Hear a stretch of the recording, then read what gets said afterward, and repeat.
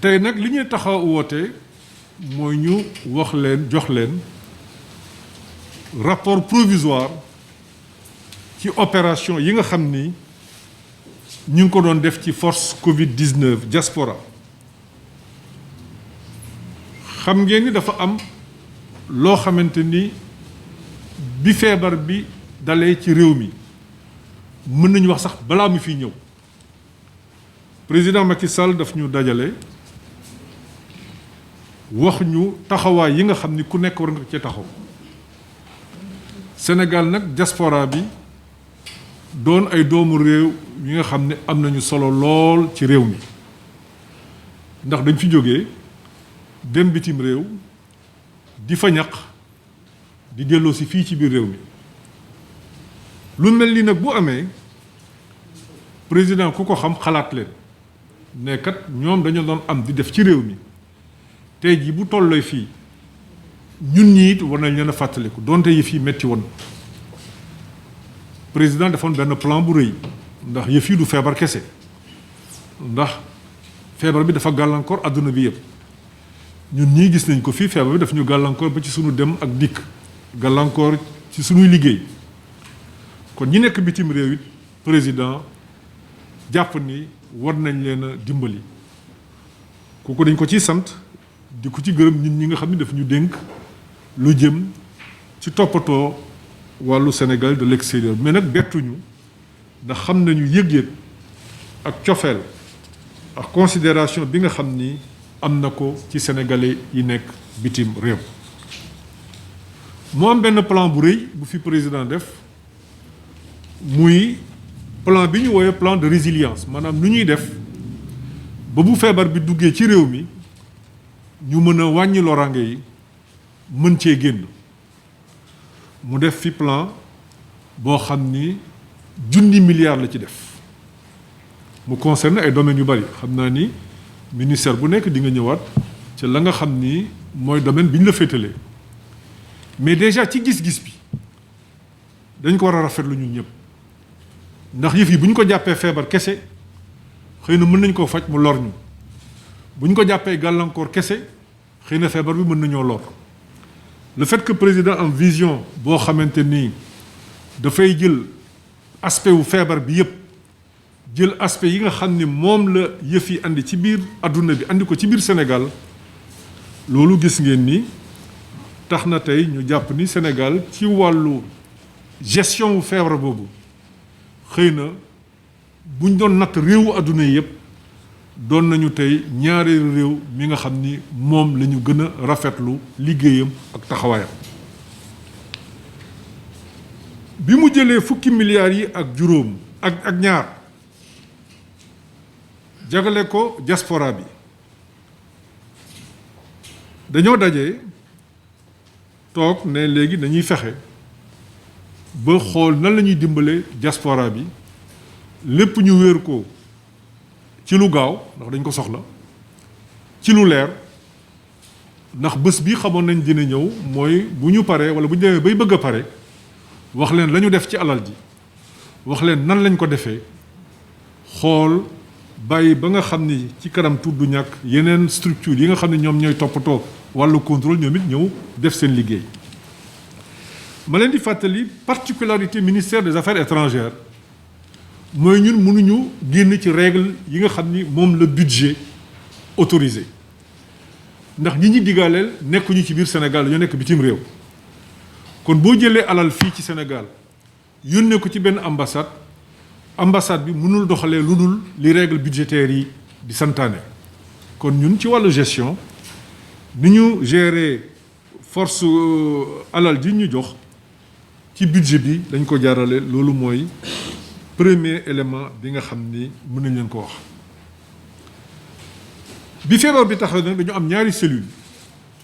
benn cellule bu nekk fii boo xam ni dafay toppatoo ni Sénégalais yi di dundee bitim réew te Moïse Sarr présidé woon ko ak beneen cellule yeneen cellule yoo xam ni ci ambassades yi ak consulat yi lay nekk ndax foofu la sénégalais yi nekk donc ñoom ñooy gérer sénégalais yi de manière concrète mais ñoom ñooy informer échelon central bi ñu am fi benn cellule de crise boo xam ni secrétaire d'État moo ko présidé woon xam naa ni bu jëlee kàddu léegi dina ñëwaat ci ni ñu doon liggéeyee yan gàllankoor lañ ci am ak it yan résultat lañ ci am. bi président décidé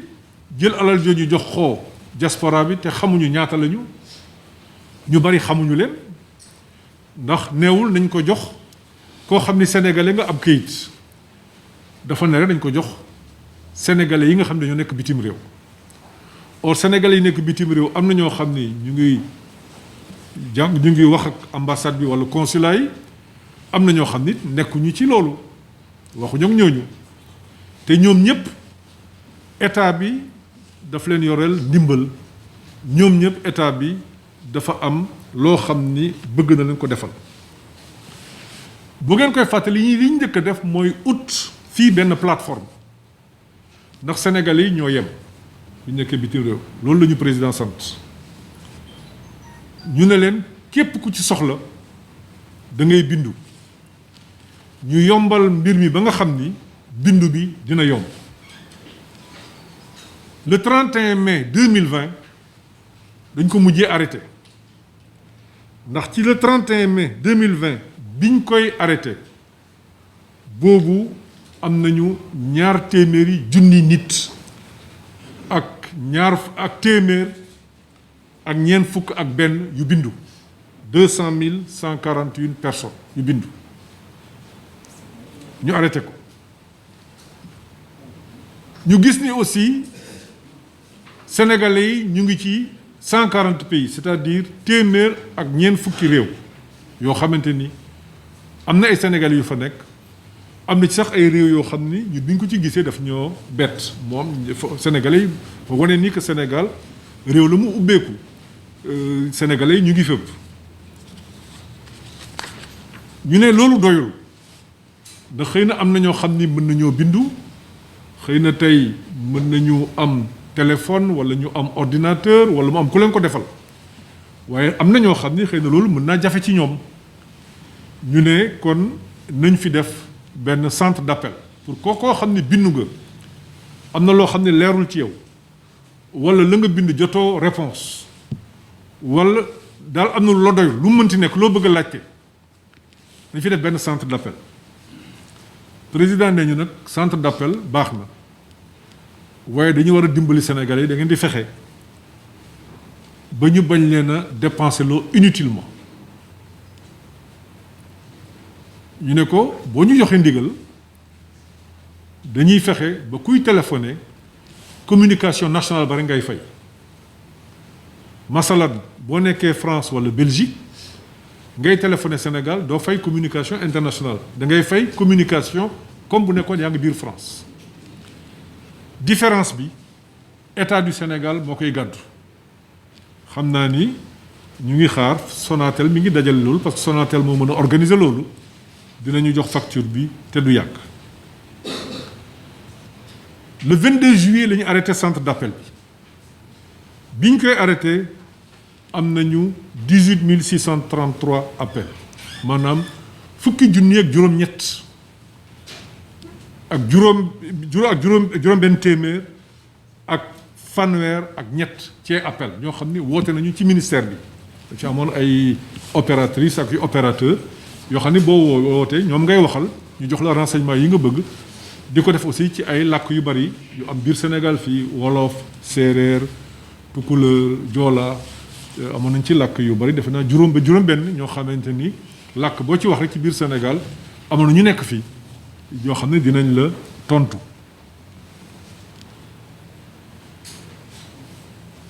alal ji nag bi muy ñëw ñu def ñetti phase ndax bu ngeen di fàttaliku dañoo amoon phase boo xam ne yëf yi dafa taroon lool maanaam moo doon mois de mars avril boobu xëy na feebar bi bareegul woon Sénégal dëgg la mais ñun ñëpp jaaxle woon nañu adduna bi yëpp tëju woon na te amoon na boobu ñu ngi nekk ci werante feebar bi nii la mel parce que boobu ci même ci wàllu xam-xam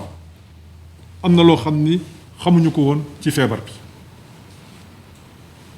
ñu yónnee 726 millions maanaam juróom-ñaar téeméeri millions ak téeméer ak juróom-benn séddale ko poste diplomatique yépp nee leen ñett lañ ci soxla ku feebar dimbali leen ko ku ci gaañule dimbalu leen ko sénégalais boo xam ne da nga dem bitim réew ndax boobu ñu ngi doog a tëj aéroport yi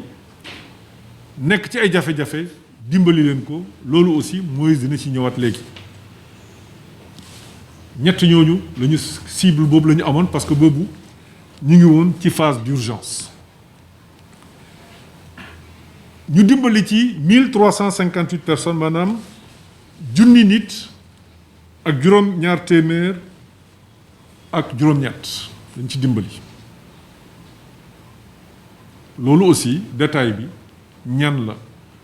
fu ñu leen ko joxee lépp doon na loo xam ne mi ngi fi fàtte naa ci yokk étudiants yi ci jamono jooju amoon nañu aussi étudiants yoo xam ni amuñu woon bourse seen i mbokk leen doon yónnee amuñu aide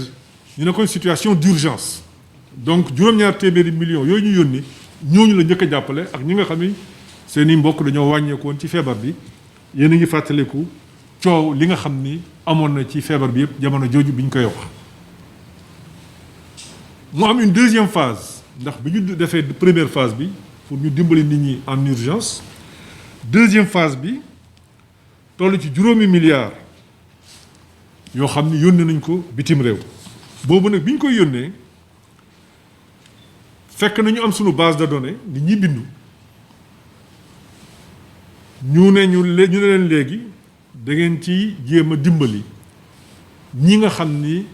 dañoo nekk ci ay jafe-jafe parce que boobu adduna bi taxaw na nit ñi liggéeyatuñu ak yu mel noonu ñu xool ni ñeen di dimbale mais nag lépp nañ ko teg ci transparence parce que li ñu waxoon sunu ambassades yi ku ngeen di fay na fekk mu bindu ba pare nekk ci kii bi nekk ci base de données bi moo tax compte rendu yi xaw a yeex parce que moom fii nag ñu ngi liggéey ku ci nekk yaa ngi wax diw fay naa ko moo inscrire na bés nangam ci compte numéro nangam pour mu leer loo xamante ni incha allah dinañ ko mën a mettre à votre disposition. mu am une troisième phase aussi toll ci juróomi milliards tey jii bu ñu xaymaa lépp ci 12 milliards 500 yi nga xam ne yor nañ ko muy fukki milliards ak ñaar fukki milliards ak benn ak lu teg yóbbu nañ ko bitim réew. génn na des na fi à peu près 600 millions ou 700 millions bu dinaa ci ñëwaat li tax mu des parce que opération yi ñu ngi fay ba tey am na yoo xam ni pareegul mais aussi am na yoo xamante ni il faut que ñu waajal ko ñaata la ñu war a fay facture ndox kii téléphone yi fi ñëw ci ñu doon woote lan la ñu war a fay ñi fi nga xam ni ñoom ñoo yoroon centre d'appel bi tout ça lu ci nekk dinañu def situation bi ba mu leer globalement fi may wax yéen ñi fay nañu 125 000 personnes 0,56 125 000 personnes moom mooy téeméeri junni nit yoo xam ne fay nañ leen ak lu teg fay nañ leen ñoom ñëpp am na ay postes yu desee tuuti ndax am na ñoo xam ne bindu nañu yónnee nañu xaalis pour ñu fay leen mais bi ñu woowee téléphone jotatuñ leen c'est un exemple que je donne wala ñëwaguñu bu boobaa aussi ambassades yi lu ñu leen fay moo tax ci sama bi may wax léegi def discours français léegi mën na leen ñu ngi ci dernière phase yi parce que ci fan yii di ñëw dinañu def note yónnee ko ambassadeurs yi ne leen kat koo xam ne ñëwul ba tey jii jotu leen ko xaalis bi xëy na du ñàkk moom beneen poste boo xam ne am na lu mu manqué le nañ ko yóbbu ci poste boobu pour sénégalais yi fa nekk ñu mën leen dimbali éventuellement mais fi mu nekk nii on est en train de faire travail de synthèse bi nga xam ni ñu ngi ci.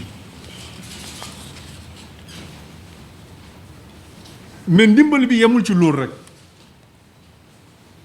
yéen a ngi fàttali ko ay sénégalais yu nekkoon fii am seen i këyit ñu bari ci ñoom nekkoon Italie ñii nekkoon Espagne wala Belgique wala même France ñu tëjoon aéroport yi ñu bloqué fii tout comme ay sénégalais yoo xam ne dañoo tukki woon wala dafa am ci lu ñu nekkoon bitim réew war a ñibbisi fii te mënuñu ñibbisi loolu état bi organiser ko aussi dégg ngeen ci sax jamono jooju ay coow yu doon am mais lépp dañ ko tegoon ci yoon rek ñi nga xam ni noonu la ko président santaane ndax li mu bëggoon mooy na ci askan bi gis boppam donc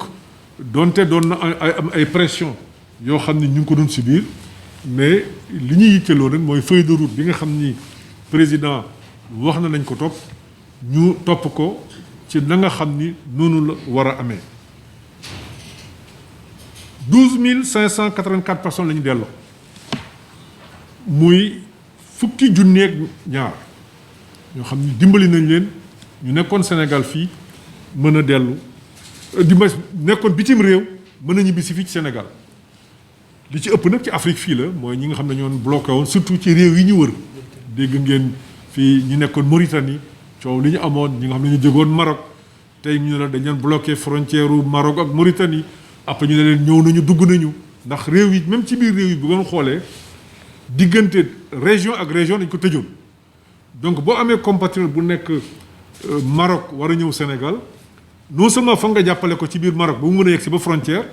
mais bu yegsee ba frontière bi même biir Mauritanie bu fa duggee foog nga mën ko am na ay jamono yoo xam ne diggante région ak région il fallait que ñu intervenir en tant que ministère pour jàppale leen ba ñu mën a yegsi fii mu am ñoo xam ne si dañoo nekkoon fii toll ci juróomi junni nit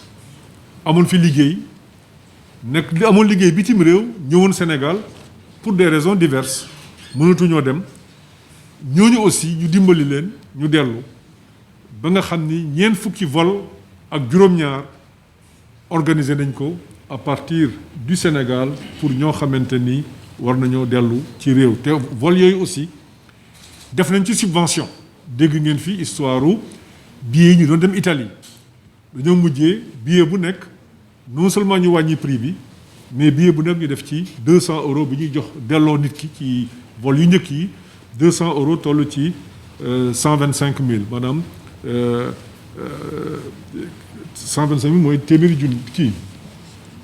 125 000 yu ñu ci doon def 135 000 à peu près yoo xam ni mujjee nañ leen jox loolu yëpp incha allah kii secrétaire d'État dina ci ñëw léegi mu am aussi suñuy mbokk yu wàññeekoo bitim réew déggoon ngeen coow li aussi toll nañ ci fanweer ak juróom-benn ci jamono jooju ñoo xam ne ñëpp état bi jël na en charge totalement ñu rapatrier leen fii d'ailleurs loolu sax politique la boo xam ni ministère ba nga koy def ci ndigalu président bari na suñuy compatriotes yoo xam ne bu ñu wàññeekoo bitim réew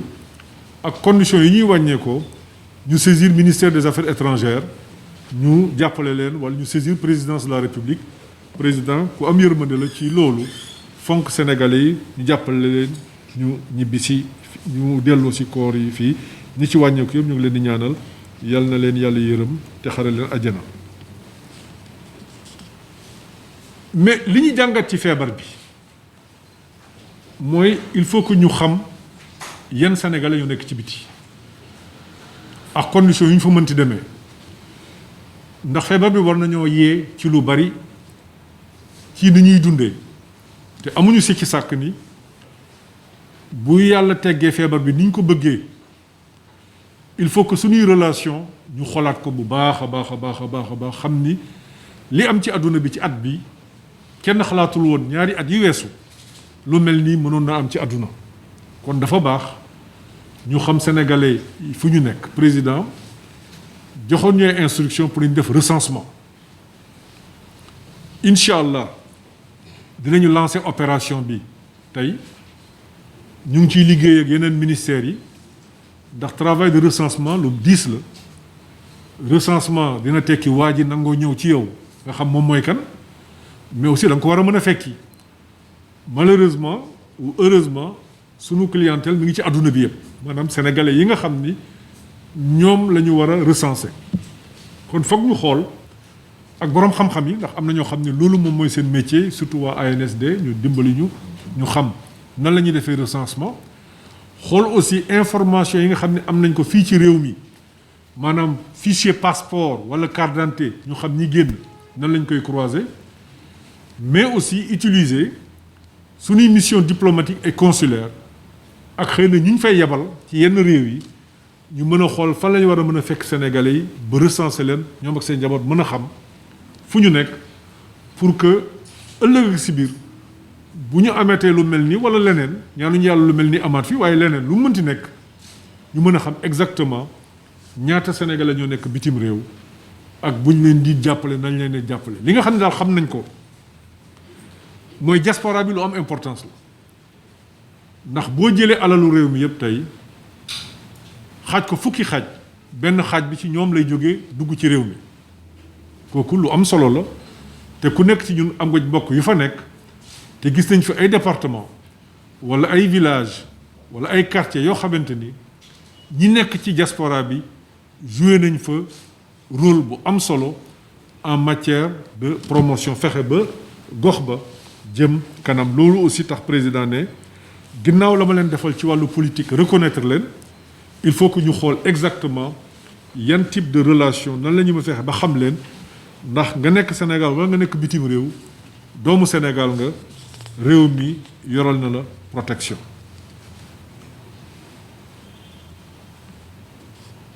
bi nga xam ni foofu lay mujjee daaw ci mois d'avril bi ñu taxawalee bi président taxawalee gouvernement bi daf ñu joxoon instruction pour nañu xoolaat suñuy document officiel ndax dafa am loo xam ni moom la ñuy ràññee réew te président doon koo xam ni il est très attaché à la transparence il faut que lépp lu ñuy def ñu teg ko ci yoon la ñu war a njëkk a def ci ñun ministère des affaires étrangères fii mooy la nga xam ne mooy dox suñu digganteeg bitim réew ñu fexe ba bitim réew gëm ko fexe ba bitim réew nangu ko fexe ba bitim réew boo demee ci biti yor këyitu Sénégal ñu fonk la ni ñuy fonkee yenn nationalité bu ñu ñëwee fii yor seeni këyitu réew ndax am na fi ay réew yoo xam ne xëy na tey du place su tudd ko mais bu ñu la joxee këyitu ne la diw citoyen wu nang réew bii la boo xoolee këyit bi di nga respecté nit ka ndax wóor na ni këyit bi pour mu ñu doon këyit bu ñu falsifié lu jafe la pour mu doon këyit boo xam ne danañ ko jox ko xam ne amu ci droit xëy na sa xel du ko nangu donte nag xëy na réew yépp ku ci nekk am nga say faiblesse ak sa force aussi président loolu daf ko yitteel maanaam dayuwaayu Sénégal moo tax ñu décidé ñu changer passeport diplomatique yi liggéeyoon nañ ci nag ba sori ci lool jàppoon nañu sax 4 avril bii passé war nañu mën a def premier lancement bi yàlla dogal ci mois d'avril bi mu fekk ñu ci situation bi nga xam ne yéen ñëpp xamoon ngeen ko muy ci mbas mi léegi nii la mbir mi wàññeeku ñu tàmbaliwaat liggéey bi dañoo ko mujjee suspendre 4 mois liggéeytuñu woon ci li jëm ci passeport yi léegi nag pare nañu bu ngeen paree léegi dinañ leen won fi ñu ko nar a defaree muy passeport yoo xam ne li ma leen mën a wax ci gàttal ci wàllu sécurité ci biir xëy na mënuma détailler élément de sécurité yëpp du yoon mais daanaka moog billet de banque ñoo yem boo gisee sunu xaalis junni wala ñaari junni wala téeméer nga gis xaalisu bitim réew junni bu lu mënti nekk confiance bi nga war a am ci xaalis boobu ndax mesure de sécurité yi nekk ci biir yi nga gis ak yi nga gisul fexe nañu ba yi ëpp ci mesure yooyu mi ngi ci sunu biir passeport bu ngeen yéegee léegi ak techniciens yi du ñàkk am na ay élément d'explication xam ne mën nañ leen ko jox dinañ ko lancer ci fan yi commencé ko defar am nañu yaakaar ndax jàppaguñu bés bi nga xam ni ci la passeport yi ñu yor léegi di arrêté ndax processus la parce que passeport diplomatique tey sunu ambassadeur bi nekk Japon moom la yor ak ñeneen ku ci nekk foog bi nga yor ñu soppi ko jox la beneen muy benn adduna bi yëpp ñu informer leen ne leen kat léegi passeport bi dootul bu bleu bu xonq la nii ak nii ak nii moo nekk ci biir pour que ñoom ñu mën a def contrôle yi ci aéroport yëpp xool aussi yan accord la ñuy war a mën a am ak réew yi mais gën baa bari fii ak juróom-benni weer gën baa bari passeport yi nga xam ne mi ngi dox tey dootul amati njariñ ci àdduna bi mais nag loolu incha allah am nañ ci yaakaar ci yéen ngeen jàppale ñu bu baax ci wàllu communication pour ne pas que buñ ci tollee fii ak juróomi weer wala juróom-benni weer un Sénégalais de bonne foi bu xamul amoon kayit bi dem ci aéroport boo xam ne bu nekkoon ci réew beneen bëgg ñibbisi fii ñu ne ko doo embarqué wala doo yéeg xam nga loolu lu jafe la donc dafay laaj ñu waxtaane ko moo tax ñu leen di informer tey ngeen xam ni changement bu am importance la boo xam ni war na dugg muy passeport de service aussi dañ koy changer yeneen passeport de service mais passeport de service c'est moins compliqué parce que ñi ko yor ñëpp ñi ci ëpp ci ñoom ñu ngi fii ci biir Sénégal c'est des hauts fonctionnaires ñooñu mën nañ ko changer fii loolu moom amul jafe-jafe mais passeport diplomatique tey lu jafe la donc ñu ngi xool nan la ñuy changer les ñi nga xam ne ñu ngi fii ci biir Sénégal am ci droit ñu jox leen ay passeport yu bees nan la ñuy changer les ñi nga xam ne am nañu ay passeport nekk bitim réew te ñu war leen faa fekk wala war a organiser seen ñëw fii pour ñu jox leen ay passeport yu bees loolu it ñu ngi ciy liggéey et incha allah dinañu xool ak presse nan la ñu mën a organiser de bons plans de communication pour que bu ñu toll ci war ko dindi kenn ci ñun du jàpp ni def nañ loo xam ne dañ ko daf ko bett day doon loo xam ni ñëpp xam nañ ko ñëpp yëg nañ ko incha allah ci fan yu néew dinañ ñëwaat vers vous wax leen ni nii la ñuy organiser passeport diplomatique yu bees yi mi ngi nii mooy incha allah passeport de service yu bees yi mi ngi nii bii mooy passeport diplomatique bi bii la donc dinañ leen wax léegi caractéristiques yi bii mooy passeport de service bi nga xam ni fonctionnaires yi ñoom lañ koy jox kon gis ngeen ni xam nga bu ma tàllalee ñaari du ngeen xam ban moo ciy passeport diplomatique ban moo ciy passeport service waaw lii mooy ñaari passeport yi bees yi nga xam ni moom la gouvernement du Sénégal war a adopté ci weer yu gàtt incha allah ci fan yi rek dinañ commencer changer passeport yi pour autorités yi nga xam ne war nañu am passeport yu bees yëpp dañ leen ko jox ba jàpp nañu fii ak fin d'année incha allah yële yëpp dootul amati disons njariñ xanaa nga denc ko rek comme ni ñuy def billet de banque yi nga ne billet de banque bi moo fi nekkoon wala mais nag léegi dootul billet de banque bi billet de banque bële la